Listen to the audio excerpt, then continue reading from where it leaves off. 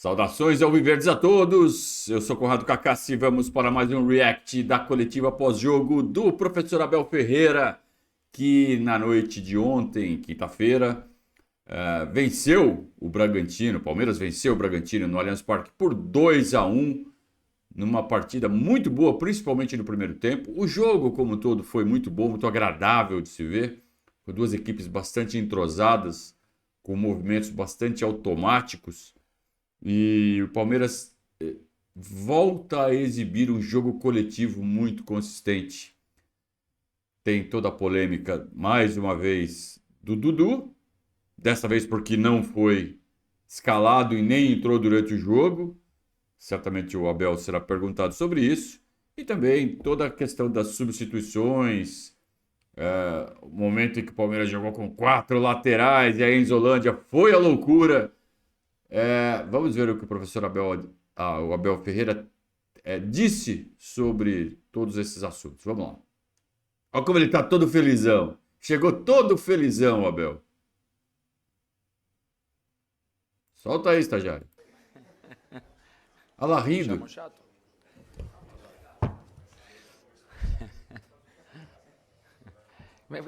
Eu não falei nomes, vocês é que estão-se a rir. Eu não falei nome. Vocês sabem de quem é. O que ele está falando? Abel, boa noite. Queria saber a sua opinião se você achou que esse jogo de hoje foi até agora um dos melhores dessa edição do Campeonato Brasileiro, em termos de intensidade, duas equipes que procuraram o gol a todo momento, e até em termos de bola rolando também, né? Reclamações pontuais à parte em alguns lances de arbitragem, mas o jogo não foi tão picotado. Eu queria te ouvir sobre a sua opinião do jogo de hoje, se de fato foi um dos mais disputados dessa edição do Campeonato Brasileiro, e se você acha que a superioridade do Palmeiras no jogo ela foi maior do que essa vantagem simples de só um gol no placar. Obrigado. Olha, belíssima pergunta. Eu acho que as três equipas estiveram muito bem. Terceiro é o juiz. O Palmeiras entrou muito forte no jogo. Uma belíssima primeira parte, 16 finalizações. Grande nível, pena nós não termos traduzido o nosso volume ofensivo, que às vezes tanto vos falo, que a eficácia é fundamental no futebol, não é? Do outro lado também um adversário bem treinado, com muita intensidade, fresco e leve, porque tinha um dia mais ou dois. Claro que ele vai falar 2 isso. dias. Nós também, a nossa intenção também era entrar forte no jogo para não deixar que o jogo fosse para um nível mais físico, senão nós podíamos pagar isso caro no segundo tempo. E é verdade, não foi um jogo picotado. Vocês, quando dizem picotado, é perdas de tempo, não é? Não houve 5 minutos de desconto. Foi um jogo que as duas equipas procuraram sempre olhar para o golo do adversário, mas sem dúvida nenhuma que nós na primeira parte deveríamos ter chegado ao intervalo com o jogo resolvido. O futebol é assim, falo-vos nisso muitas vezes, mas o adversário também na segunda parte arriscou mais um bocadinho, meteu um segundo centroavante. Sofremos o gol, porque o futebol é assim mesmo. Eu estava não chateado, mas estava frustrado, porque tanto volume nós temos que traduzir em golos, porque pode cair um golo do céu ao adversário, ou por um erro, ou por um atraso, ou por um escanteio, ou por um remate fora da área. Mas, sinceramente, acho que o árbitro também esteve muito bem. Este é o Daronco que eu estou habituado, não é? A ver. A verdade é que no último jogo que ele fez aqui connosco, acho que ou foi aqui ou foi em Barueri, eu não gostei nada, mas é assim, é quando o árbitro passa despercebido no jogo, eu dou sempre nota máxima ao árbitro quando ele não quer ser protagonista, quando passa despercebido. O próprio quarto árbitro teve uma conduta também espetacular, de falar, de sensibilidade e flexibilidade para uma outra situação. Como te disse, acho que verdade, Palmeiras ganhou, parabéns ao Palmeiras, mas três grandes equipas, e não nos podemos esquecer que o Red Bull Bragantino, claro que eles não assumem isso publicamente, mas internamente acredito que é uma equipa que tem a ambição de de lutar pelo título, como foi o ano passado, teve com o Palmeiras também até há 4 ou 5 jornadas do fim, não foi só o Palmeiras que estava na corrida, foram 4 ou 5 equipas, o Bragantino, o Atlético Mineiro, o Grêmio, o Flamengo. Felizmente sobrou para a equipa mais resiliente. Mas é isso, dar os parabéns às 3 equipas. Acho que foi um grande jogo e as 3 equipas estiveram bem hoje. Quando o Abel fala que no início do segundo tempo o Bragantino colocou mais um centroavante, é verdade, colocou o Thiago Borbas no lugar do Eric Ramírez, estava amarelado, e aí o Bragantino ficou numa espécie de 4-2-4. E aí o jogo ficou muito, muito, muito aberto.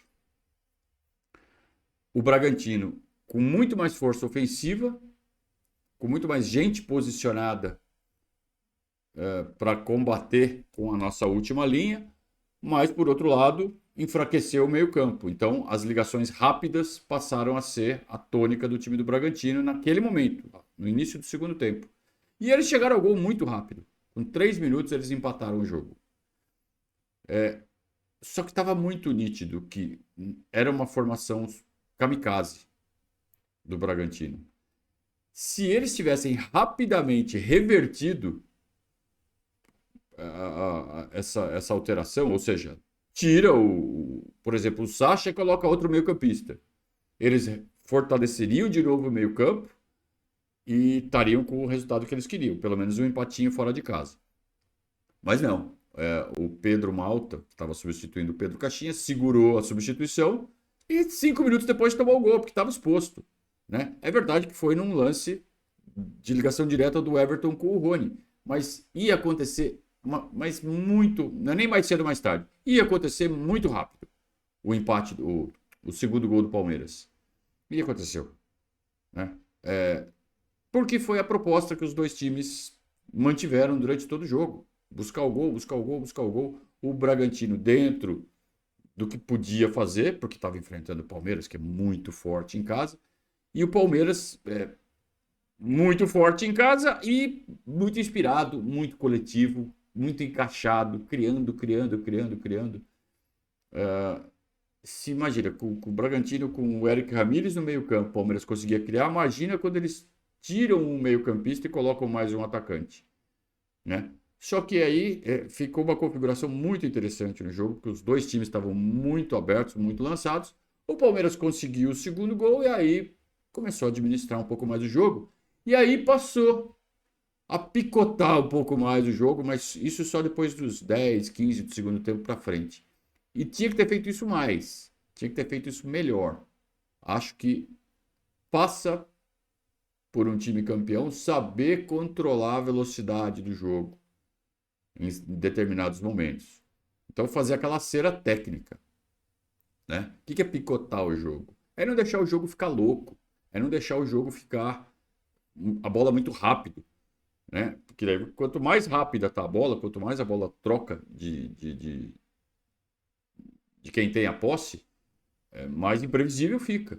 Então o Palmeiras tem que deixar o jogo mais lento, toca a bola, volta para o goleiro, toca, vira de lado, mantém a posse por mais tempo, faz a roda, né?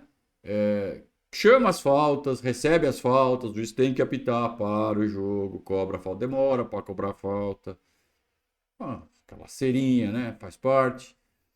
Que todo mundo faz contra a gente mesmo. Então o Palmeiras precisa aprender a fazer isso. Precisa desenvolver um pouco mais isso.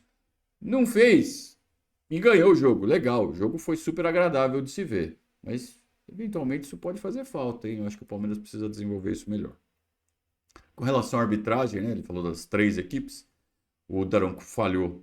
O Daronco é a Daiane, né? A árbitra de vídeo. Falhou na revisão do lance, que era para expulsar o jogador do Bragantino naquela falta sobre o Rony, que o Rony ia arrancar em direção ao gol. E eventualmente falhou também no lance que o menino deixa o braço no rosto do Capixaba. Né? Eu entendi que foi sem querer machucar. Né? Ele queria dar afastar o cara e acabou dando na cara. Vacilou o menino, né? Podia ter sido expulso. E acho que a arbitragem falhou nesses 2 lances. Um lance acabou compensando o outro. Tudo bem, Abel? Boa noite. Olá. Em relação ainda a essa sua resposta, você até deu spoiler do que eu ia perguntar.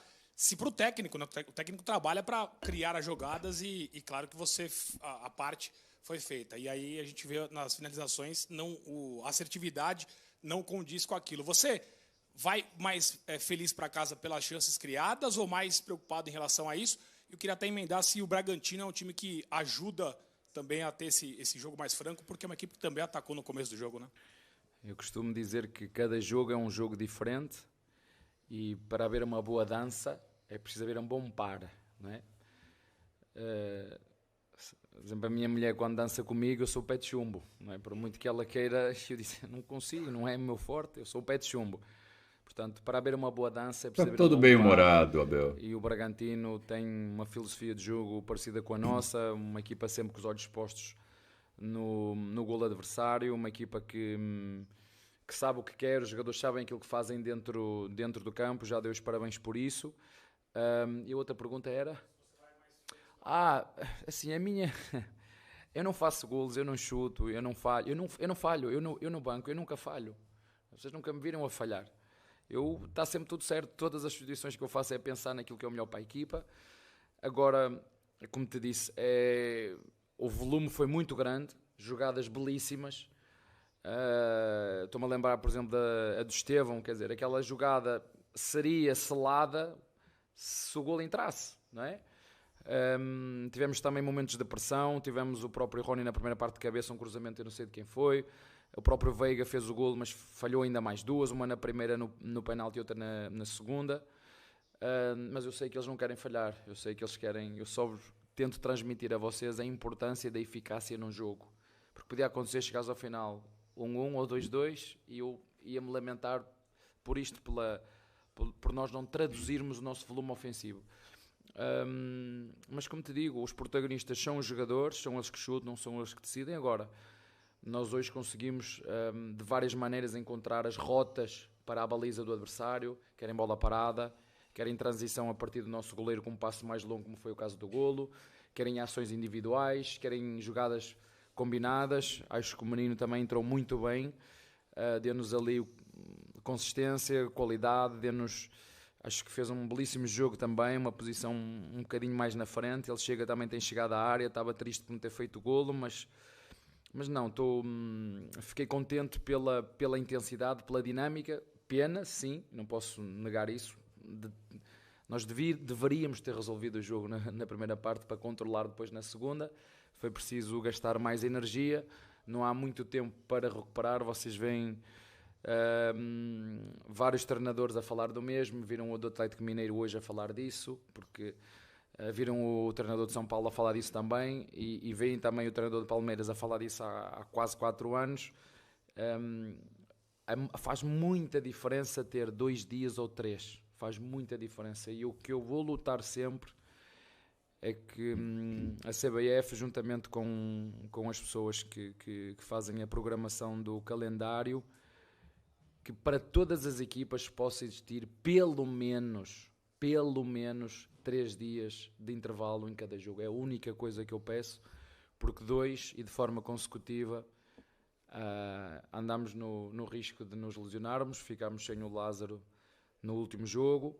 Felizmente hoje, pelo menos, não me parece que houvesse nada de grave, mas vocês viram, o Zé a partir dos 10, 15 minutos acabou-se-lhe as pilhas. Isto não há milagres. E é para isso que nós temos jogadores, e hoje utilizamos 7 jogadores formados no clube. Vejam que no final o Palmeiras não tinha volante para colocar, porque o Gabriel Menino já entrou jogando numa outra função, o Fabinho entrou para render o Zé Rafael, que estava pregado, nitidamente pregado, e se o Aníbal tivesse qualquer questão ali com o Aníbal, ia ter que improvisar, ia ter que colocar o Naves de volante e colocar um dos moleques de zagueiro ali do lado do Murilo, né? Provavelmente o Vitor Reis. Complicada a situação causada por essa história de seleção e o campeonato não para, né? Copa América rolando, o campeonato não para. Então os times que cedem mais jogadores, são mais prejudicados. O Palmeiras certamente é um deles. O Palmeiras perdeu o Richard, né? Que seria uma opção para volância. E tem que se resolver, cara. E tem que dar um jeito. E, bem ou mal, o Abel vai rodando o elenco, vai dando, né, fazendo a gestão de energia. Ontem, por exemplo, o Marcos Rocha, que vinha sendo titular, descansou. O Zé Rafael saiu no comecinho do segundo tempo. Ele normalmente joga um pouco mais, mas estava morto. E isso vai acontecer com outros titulares nos próximos jogos, porque é jogo de 3 em 3 dias. Jogo quinta, jogo domingo, jogo quarta, jogo sábado e assim vai. E não dá, Bel, não dá para pedir para a CBF que faça jogos de 4 em 4 dias, com 3 de descanso. Não dá, porque a semana tem 7. Então tem que atender ao calendário da televisão. Por mais que você possa fazer um jogo na segunda, um jogo no domingo, outro na quinta, outro na segunda, beleza. O outro tem que ser na quinta, não pode ser na sexta. Não pode dar 3 dias de descanso. Não dá, não pode. O calendário não permite. A não ser que haja uma reforma estrutural no futebol brasileiro e que se elimine os campeonatos estaduais. Aí começa a ser possível caber esse projeto. Que eu tô do teu lado, eu gosto disso, mas vamos ficar pedindo? CBF, acaba com o estadual, acaba com o estadual, acaba com o estadual, tá bom. Vamos lembrar que o estadual paga um bom dinheiro para os clubes, também tem isso, né? É um problemão. É um problemão que existe há décadas no futebol brasileiro, não é recente. Bel, o que eu prestei muita atenção na comemoração do gol do Rony. Você falou agora, né? Podia ter matado o jogo no primeiro tempo. Podia ser 4-2, 4-1, 3-0. Parece que o Rony levou isso pro vestiário. Esse sentimento de culpa, assim, putz, atrapalhei, perdi o gol. Porque o Everton sai do gol e vai lá do outro lado comemorar com o Rony, abraçar, o time inteiro abraçando ele. Ele carregou isso pro intervalo, você falou com ele, calma, isso é importante e tal. Eu dei a impressão que ele meio que, sabe, sai zica, fez aquela comemoração de um alívio, tipo, ufa, fiz o gol, porque de repente o empate poderia cair na conta dele. Foi mais ou menos isso? Eu quero que vocês tenham a certeza absoluta de uma coisa. De todos os jogadores, sem exceção. Eles trabalham muito. O maior talento que esta equipa tem é o treino, é o trabalho. Este é, na minha opinião, o maior talento que a nossa equipa tem. Sim, ele falhou uma ou outra na primeira parte e ele se cobra muito. Mas quem diz ele, diz outros, o próprio Veiga. Eu acho que nós... Eu gostava muito de vos chamar a atenção, e se me permitem falar isto aqui publicamente. Vocês viram o que é que o William, do Corinthians, falou no programa Bola da Vez? O William, que está no Inglaterra, que jogou... Sim. Eu peço-vos com carinho a todos vocês, jornalistas, que possam comentar com muita atenção e cuidado tudo aquilo que ele disse sobre o futebol brasileiro.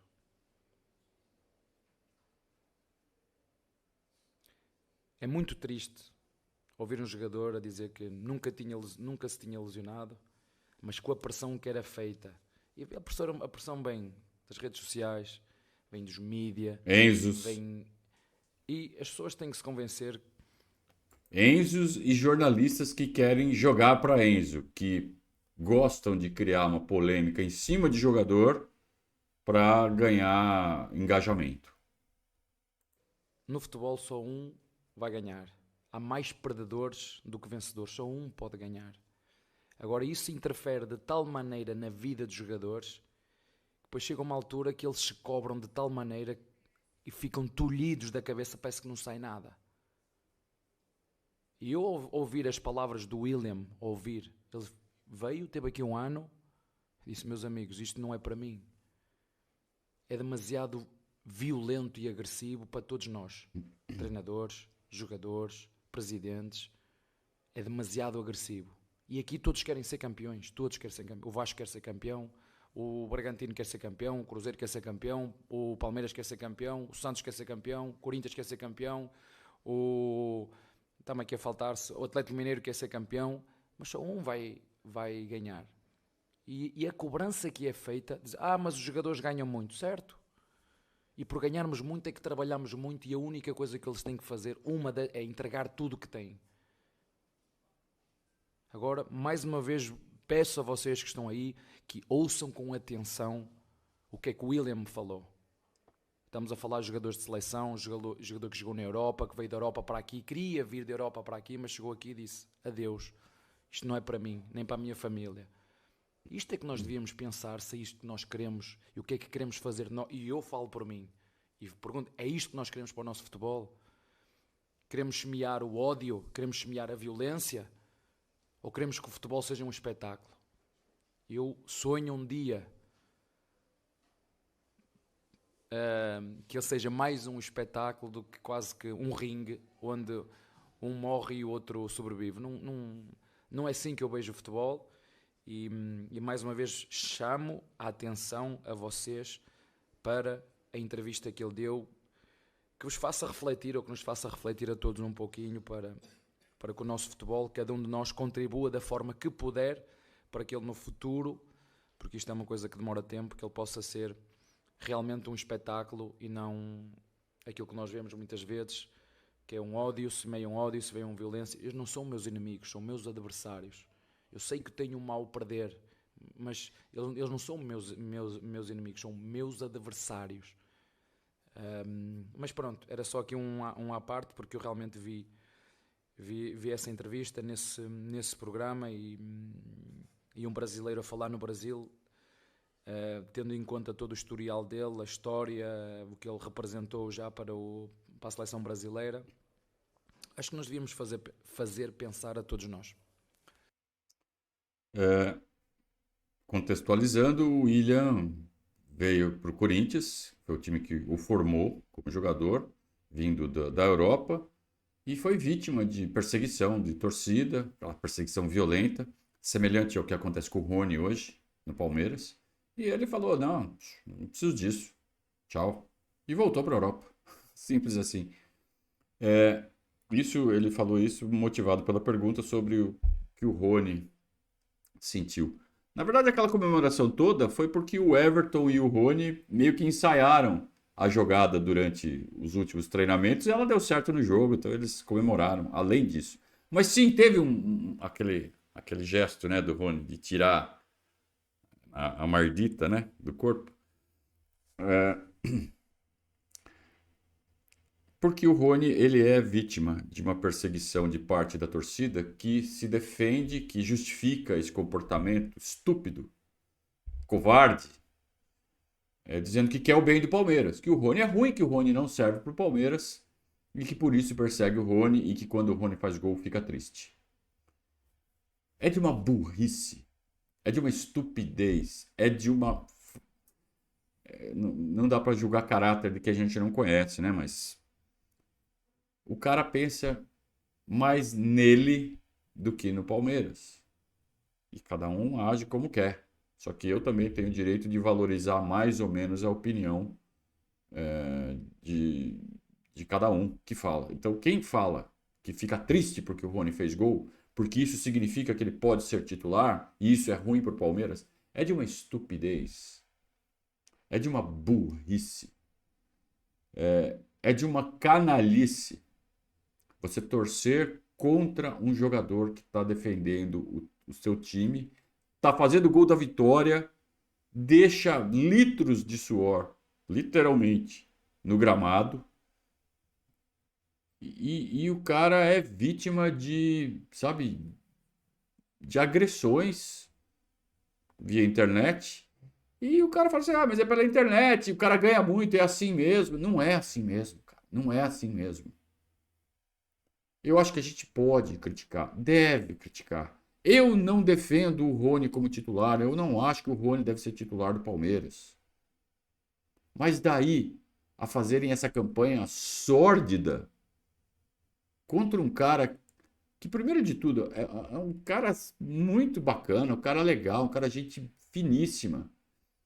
E que entrega, do jeito dele, ele entrega. Ele dá umas engrossadas horrorosas. Dá mesmo. Ninguém é cego aqui, tá todo mundo vendo isso. Só que ele compensa, ele entrega de outra forma.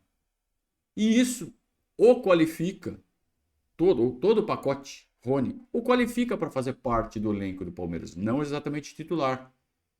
Mas aí é uma escolha do Abel. Não minha, não sua, não de ninguém. É do Abel essa escolha. Então, fazer campanha pessoal contra o Rony ou contra qualquer jogador que se esforça, trabalha, que se dedica a fazer parte desse grupo é covardia. É coisa de gente burra, de gente estúpida.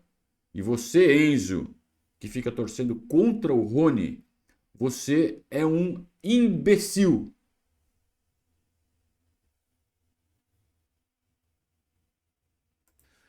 Abel, boa noite, aqui à sua direita. Abel, eu queria que você comentasse sobre a estrutura que você começa o jogo hoje. Você perdeu o Lázaro lesionado para essa partida, você coloca como novidade o Mike do lado direito no lugar do Marcos Rocha e o Gabriel Menino no meio de campo. Foi uma alteração pensando na estrutura do Bragantino, que ataca muito pelo lado direito, ou foi uma proposta para dar um pouco mais de liberdade para os homens do meio para frente? Obrigado. Olha, nós estudamos o Bragantino como é normal, como fazemos com todos os adversários, e nós jogamos em 3-4-3, okay? Uma saída de 3 atrás e 4 no meio, Veiga à direita, o Zé à esquerda e o Aníbal e o Menino não na paralela, mas na vertical, que era para tentar, e conseguimos, vocês viram que nós conseguimos abrir espaços, deixar muitas vezes o Estevão 1 para 1, deixar muitas vezes o Rony na frente e nós podermos utilizar ou combinações indiretas, que são uma simples tabela e rompe, ou muitas vezes o jogo no espaço. Mas foi isso que nós procurámos. Uma vez não jogou o Lázaro, e nós sabemos que o Menino tem essa característica, mesmo quando ele joga a 6 ou a 5, ou se chama aqui a 5, ele gosta de receber de costas e segura de costas, como fez durante o jogo. E para te ser muito sincero, acho que jogando numa posição mais adiantada, ele tem uma coisa que ele gosta e nós gostamos também, ele tem muita chegada à área. Ele ataca para trás quando a bola está na primeira fase, ou seja, junta-se aos 3 médios para fazer um quarto médio, mas quando a bola depois entra para fora, ou para o Piquerez, ou para o próprio Estevão, é um jogador com muita chegada e nós chegamos com muita gente na área, com o Piquerez, com o Rony, com o Estevão, com o Veiga, com o Menino, tínhamos sempre 4. E, à vez, o Zé também podia chegar, sendo que os outros de trás, 3-1, o Mike, o Naves e o nosso Murilo, com o Aníbal pela frente, seria estes 3 mais o Aníbal pela frente, a estrutura que nos garantiu o equilíbrio para as transições. Como te disse, acho que foi realmente um jogo ofensivo muito bem conseguido, conseguimos abrir muito a linha defensiva do nosso adversário, mas não conseguimos traduzir em golo todo esse volume e oportunidades que nós criamos, mas foi essa a intenção, trazer mais um jogador para se juntar ao meio campo, e a estrutura foi esta 3-4-3, e pronto, foi isto. Os números sempre são apenas base, né? Porque os jogadores flutuam, então você vai falar que foi 3-4-3, então os 3 do ataque não estavam ajudando na defesa? Estavam, volta para buscar jogo, é toda hora isso. Mas o 3-4-3 que ele menciona é só uma referência para o desenho, para a geometria inicial que ele propôs. Agora, muito bonito, muito legal o Gabriel Menino ali para ajudar na falta de 2 jogadores que poderiam fazer essa função, Lázaro e Rômulo, os 2 lesionados. Mas muitas vezes a gente viu o Gabriel Menino acabando por fazer a jogada de fundo, de ponta esquerda, e aí ele se atrapalhava todo porque ele não tem o pé esquerdo para fazer o cruzamento. Ele precisa desenvolver muito esse cruzamento com o pé esquerdo se ele for ser utilizado mais vezes nessa função. Então isso é um ponto a ser ponderado para uma próxima oportunidade, que esperamos que não haja, porque a gente espera mesmo que a gente tenha o Rômulo, que a gente tenha o Lázaro, que são jogadores mais acostumados a fazerem essa função pelo lado esquerdo, mesmo o Rômulo, né, usando mais o pé direito. Agora, eu insisto no desempenho coletivo sem o Endrick e comparar com o desempenho coletivo com o Endrick. O Endrick é uma força da natureza. É um jogador que quando você tem no elenco, você não pode deixar ele no banco. Só que o Abel, eu insisto, ele jamais conseguiu implementar um esquema em que o Endrick se sentisse à vontade, plenamente à vontade, jogando do jeito que ele gosta. O Endrick se adaptou aos esquemas propostos pelo Abel, mas a gente entende que ele nunca conseguiu fazer no profissional o que ele era capaz de fazer na base. E não só pela diferença entre profissional e base, mas pelas funções táticas a que ele era submetido sob o comando do Abel. Acho que a gente pode discutir isso, não é obrigado, mas pode discutir isso. Por que o time está rendendo tão bem agora, tão melhor, coletivamente, sem o Endrick? Com o Endrick, o desempenho acabou que não caiu porque ele fazia diferença no individual. É um monstro, uma força da natureza, um extra classe, que compensava com suas jogadas individuais, com suas tabelas curtas, rápidas, com as jogadas que ele imaginava, sabe, em fração de segundo, e o Palmeiras acabava capitalizando de uma forma ou outra. Mas coletivamente está muito mais bonito de ver o Palmeiras jogar agora do que na época do Endrick. Coletivamente. Boa noite, Abel. Regis do Tifose 14. Parabéns pela vitória. Abel, eu queria que você falasse um pouquinho sobre os garotos, né? Ou os miúdos da base. Você teve 7 em campo hoje no total. Terminou o jogo com 5 e 2 deles, entre aspas, improvisado nas suas posições de origem. O Garcia de um lado e o Vanderlan do outro. Como que... O Garcia terminou como... Bom, o Garcia também avançou. Quem que era o ponta-direita no final? Era o Mike ou era o Garcia? Até é difícil de dizer, mas tá bom. O que o Regis observou faz sentido. É a conversa com eles para que eles entendam essa filosofia de jogo. Olha, há uma coisa que eu faço quando temos tempo a treinar com os jogadores, eu gosto.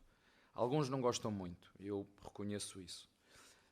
Mas eu acredito que quando os jogadores experimentam outras posições, eles conseguem sentir ou calçar os sapatos dos outros. Mas a verdade é que tu estavas a falar do menino. Nós, quando olhamos para aquilo que queremos para o jogo e olhamos para o menino, pensamos, ele vai ter uma missão defensiva diferente. É verdade, ele teve que defender por fora o lateral e fê-lo bem, porque os nossos jogadores têm esse compromisso defensivo de ajudar quando a equipa precisa. Mas depois, quando tivemos a bola, trazê-lo para a posição mais interior, para poder, dele também gosta de jogar. O Garcia, se vocês se lembrarem do primeiro jogo que nós fizemos no Paulistão lá, se vocês se lembrarem, nós ganhamos 2-1 e foi com um cruzamento do Garcia à ponta com o Flaco Lopes a fazer o golo. Claro que digo assim, eu se meter o Garcia à ponta ou o Mike à ponta, ele não me vai dar o que me dá, por exemplo, o Estevão. O que é que o Estevão tem? O Estevão tem o 1 contra 1, que era a bola no pé para 1 contra 1. Mas há jogos que eu não quero que o ponta receba a bola no pé. Há jogos em que as equipas jogam altas, com marcação apertada, e eu quero jogadores que corram para o espaço. O Vanderlan faz isso. Por isso é que muitas vezes ele joga a ponta adiantado lá. Ainda que o jogo contra o Atlético Mineiro não fez golo porque não calhou. Esta é a minha ideia. Eu se meter o Caio vai-me pedir mais bola no pé. Eu se meter o Dudu vai-me pedir mais bola no pé. Se eu meter lá o Jonathan vai-me pedir mais bola no pé. Se eu meter o Estevão aqui vai-me pedir mais bola no pé. Mas há momentos do jogo que nós queremos duas coisas. Que nos ajudem a defender. E o Estevão já estava com a gasolina em baixo. E não ia ajudar a defender tanto como ajuda o próprio Garcia. E depois nas saídas para a transição ia atacar o espaço. Vocês viram que o Garcia quase que fazia um golo. Não é? Porque ele ataca o espaço sem a bola, e isto eu não jogo com dois laterais direitos à direita porque eu sou defesa. Não, eu estou a pensar muitas vezes jogadores que me corram para o espaço, e o jogador brasileiro na sua maioria gosta de correr para trás para ter a bola no pé, bola no pé, bola no pé, bola no pé. Mas não dá para ter bola no pé sempre. Eu tenho que tocar e romper a linha de adversário, toca e rompe, e há jogadores que já têm isso por características, né? O Lopes, vocês viram, e meti o Lopes, viram quantas vezes ele veio em apoio fazer o golo que fez o Rony. O Lopes vai ser difícil fazer. a especialidade dele não é correr para as costas do adversário, é vir dar um apoio. Portanto, eu não faço nada, nem invento nada, nem faço nada no jogo que eles não tenham feito no treino. Isso podem ter a certeza. As pessoas dizem, ele inventa, não invento.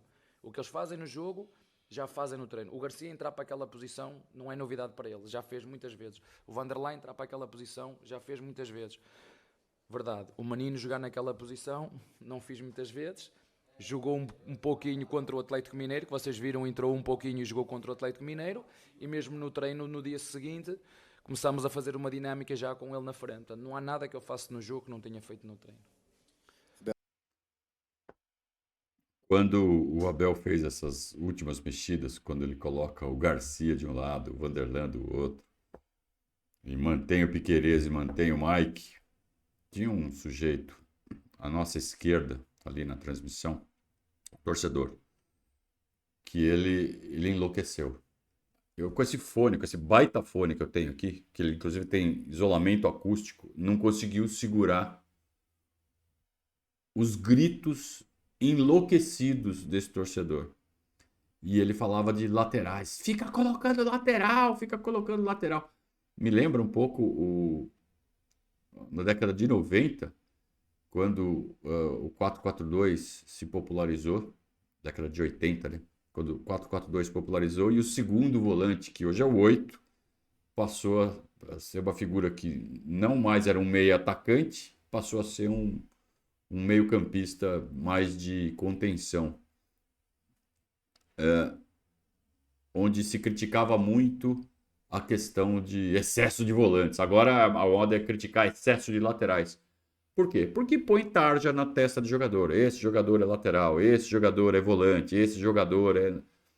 E não necessariamente isso. Na verdade, só goleiro e eventualmente zagueiro, você pode pôr uma tarja. Porque no resto, cara, todos têm que ter múltiplas funções no futebol de hoje para ser competitivo.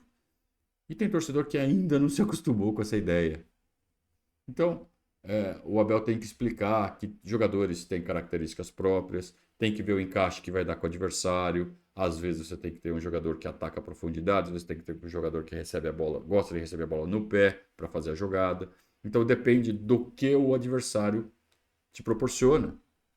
Aí você faz as escolhas e também tem que ponderar parte física, né? Gestão de energia, própria disponibilidade do jogador. Agora é jogo para colocar o Richard, mas o Richard está na Colômbia, ou está nos Estados Unidos, sei lá.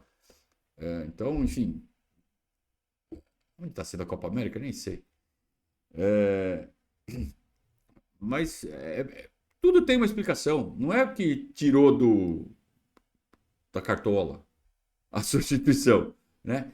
Só que o torcedor nem sempre vai entender.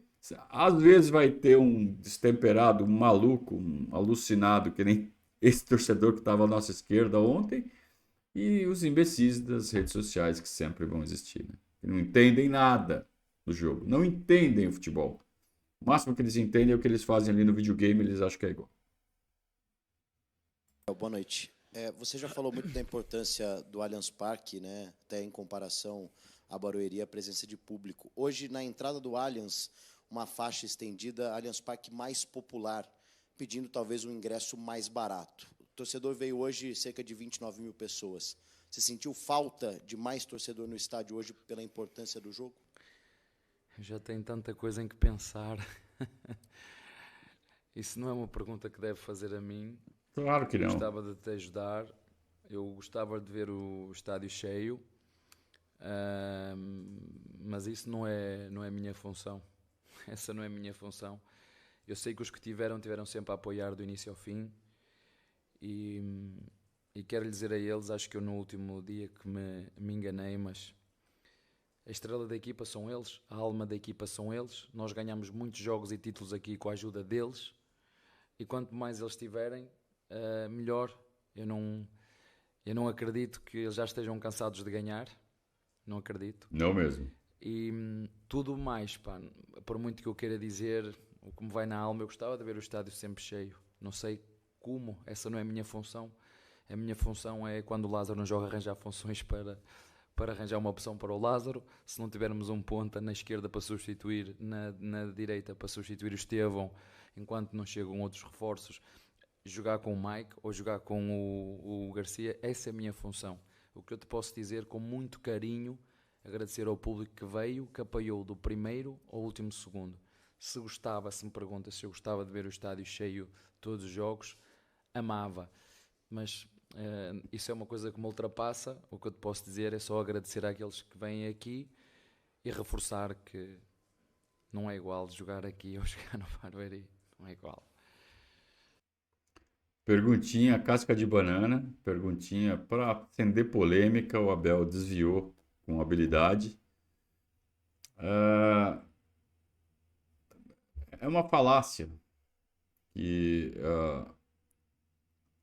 o comparecimento de público está diretamente ligado ao preço do ingresso. Já fizemos estudos de que de todas as variáveis que compõem o comparecimento de público, o preço é uma das menos importantes. É importante, faz parte da composição, mas é uma das menos importantes. Então, ontem o jogo era com o Bragantino, ontem o jogo foi às 9h30 da noite e todo mundo tinha que trabalhar hoje cedo.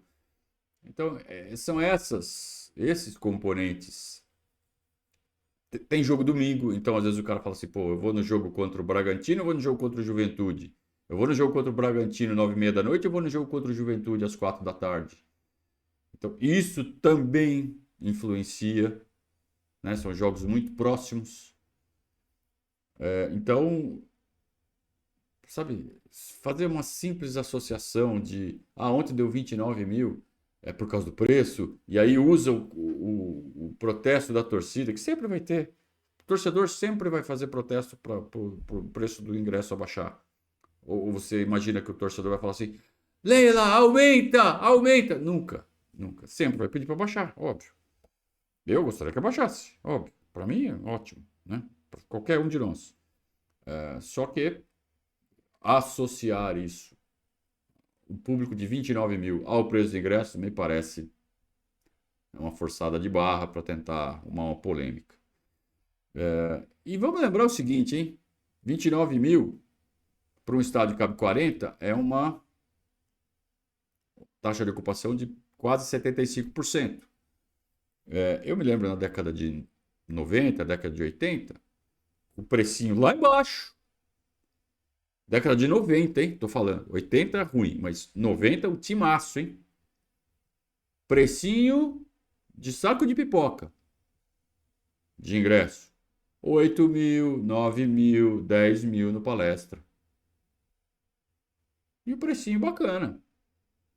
Quando dava 25 mil, enchia o velho Palestra. Nossa, que público maravilhoso. Hoje dá 29, tá ruim. Pode ser melhor, é claro que pode ser melhor, mas isso não passa exclusivamente pela precificação, e sim por uma série de variáveis que compõem a motivação do cara sair de casa para ir ver o Palmeiras jogar.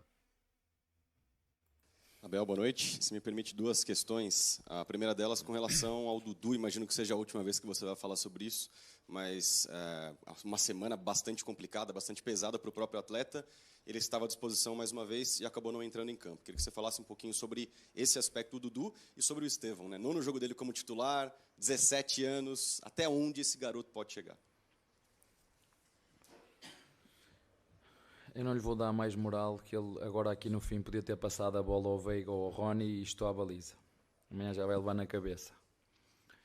É um miúdo espetacular, um miúdo que toda a gente gosta, tem dois pais fabulosos, esta geração é incrível, o Hendrick, o Estevão, o Luís, e gostam todos de jogar ali do mesmo lado, os três. Às vezes nós fazemos jogos em que os deixo jogar em qualquer posição, eles juntam-se os três ali, juntavam-se os três ali, mas enfim, dois deles já não estão cá. Fico feliz por, não sei se foi 1%, se foi 0,5%, mas por ter contribuído de alguma forma no crescimento deles. este menino é todos nós e conto com a vossa ajuda também.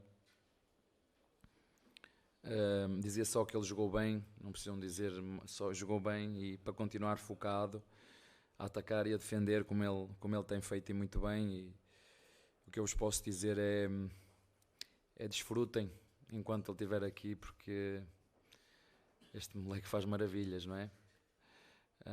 E pronto, só para que ele mantenha o foco, é só isso que eu peço. E enquanto eu estiver sentado no banco e eu puder, enquanto ele tiver energia para jogar, desfrutar daquilo que ele faz, que é maravilhoso. Em relação ao Dudu, já sei que vocês todas as conferências vão perguntar por ele, mas eu vou falar também, não tem problema nenhum. Mas Engraçado. vocês sabem que ele... Não foi tocado o assunto do Dudu, né? Curioso. Tá acabando a coletiva e ninguém falou no Dudu, e o Abel puxou o assunto porque ele quis. Esteve lesionado, está lesionado há 10 meses, okay? Está num processo, está preparado, e o que só vos quero dizer que está próximo da estreia dele. Entendi que hoje não seria o contexto ideal. É um jogo muito dividido, jogo muito intenso, um jogo muito pegado, mas está aí disponível para nos ajudar e está próximo. É só isso que eu tenho para vos dizer, e pronto, acho que é só isto. Está bem? Importante ele ter falado isso, né? Contexto para o Dudu ser alçado ao time finalmente depois da lesão. Para mim, me parece claro que ele está dando puxão de orelha. Então, assim, ó, você fez, agora você precisa pagar um castiguinho. E ontem era um jogo ideal para o Dudu jogar.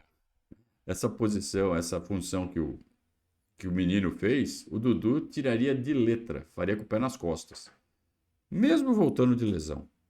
E ele preferiu usar o Gabriel Menino na função.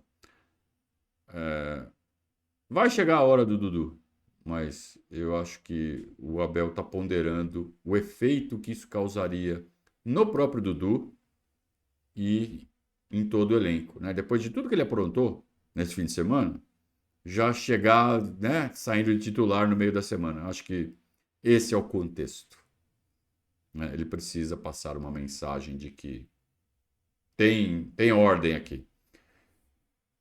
E com relação ao Estevão, tem pergunta que é casca de banana e tem pergunta que é bola levantada, né? Vai, professor.